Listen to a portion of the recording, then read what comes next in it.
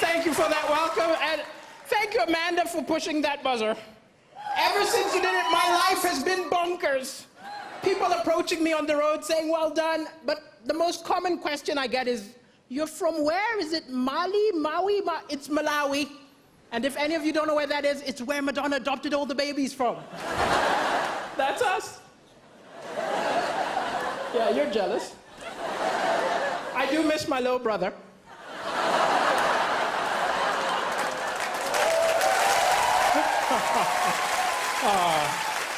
And Angelina took my sister, so. And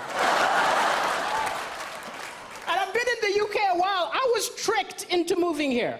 I was tricked because I was watching television and I saw an angry guy came on television and he said, oh, these immigrants take all the good jobs, all the good women. I was like, wow, that's what I'm looking for.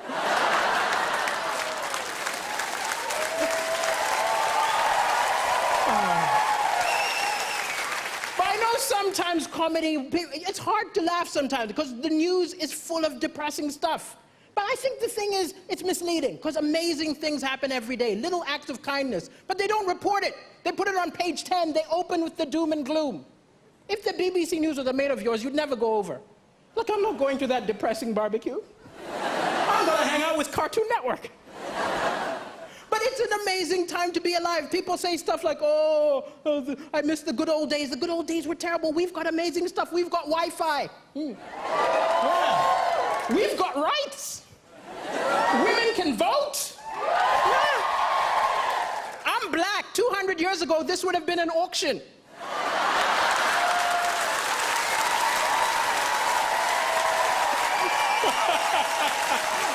We've come a long way, that's all I'm saying. But even with the doom and gloom, the Malawian press is a lot worse than your press here. I'll tell you. Like, I did the first ever comedy show in Malawi, which isn't an accomplishment. I'm the only stand-up comedian, right? And I called the local press and said, send a reporter. The editor said, why don't you write the review yourself? Huh?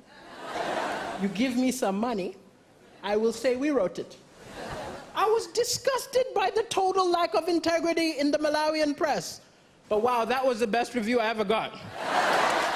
7 stars! He's a genius! The African Michael McIntyre! But it's crazy I'm on television right now because my ex always felt I wasn't ambitious enough. She always used to be like, you're a comedian, come on, be more ambitious. I said, hey, I'm happy. She said, you're not happy. I said, I think I'm happy. She said, no, be more ambitious. I did not sign up for somebody who's going nowhere. I snapped. I told her, look, you knew I wasn't ambitious the day we met. Of all the women in the bar, I approached you.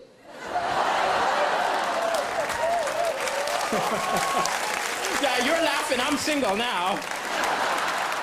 And I am looking for love, I'll admit. I'm looking for love, you know, gotta get that citizenship, you know. But it's hard to date on a budget.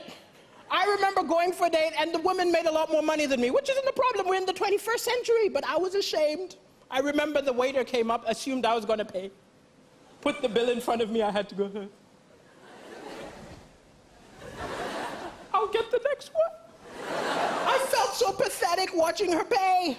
I wanted so badly to be part of the transaction. So I just took the change. I don't understand the British. I saw a beautiful British woman looking at a mirror upset. I said, what's going on? She said, can't you see? It's a fat mirror. I said, what do you mean the mirror's fat? She said, this mirror makes me look fatter than I really am. I said, wow, I think my eyes have the same problem.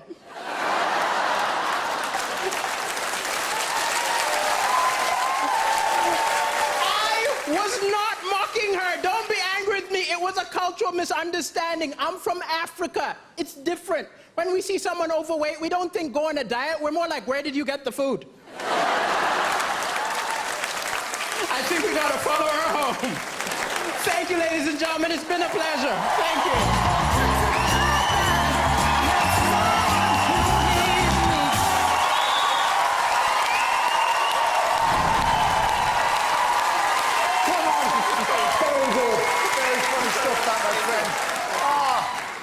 Amanda, are you proud? Daliso, I love you. I'm so thrilled. I have to say, I think that's even better than the first time we saw you. What I love about you... What I think is so important about comedy is that it has to be very near the edge of edgeness. And you were so on the edge that it made us howl with laughter. I mean, it was naughty, it was edgy, it was fresh, it was cool. And the best thing about you is that nobody can nick your material. Yeah. Michael McIntyre can't take your stuff. Nobody can take your stuff. You are unique, and you really smashed it. I'm proud of you. Well done. Thank you. Thank you. Thank you. Can you, do you mind reminding me how old you are again? I'm 37. 37. You look good. I have to tell you something. You are one of the funniest people we've ever had on this show. I love the fact you are so fantastically non-PC. Yes! I really do. And I think that's part of the reason why everybody likes you so much. I said this earlier on in the week, I'm going to say this about you, is that I do believe that this show can be an amazing showcase for somebody like you. And I would be amazed... Actually, no, I don't want to say this because I jinxed it before, but what I'm thinking is this, that you are the sort of person who, off the back of this, your phone should be ringing in 3 days' time, offering you your own show. You should be on TV more often. I mean, the one thing I've noticed about comedians are they are quite selfish, and the same people seem to be on a lot. I think there's a real gap in the market for you, and it's your personality, your sense of fun, which I believe is going to put you in the final tomorrow, and you deserve it. I second that. I pray people pick up the phone and put you in the final. When you were on the first time round, Jack Whitehall called me and said he used to do gigs with you back in the day, and I said, why isn't he the biggest comedy star in the country? He said, he's never been given the right break. Well, tonight is the right break. You're going to be a superstar. Uncomfortable topics funny, and you made us ugly laugh. Like, no woman wants to do that. We were howling. You're brilliant. Well done, Daliso. Thank you very much. Well, doesn't get any better than that, does it? Not wonderful relief.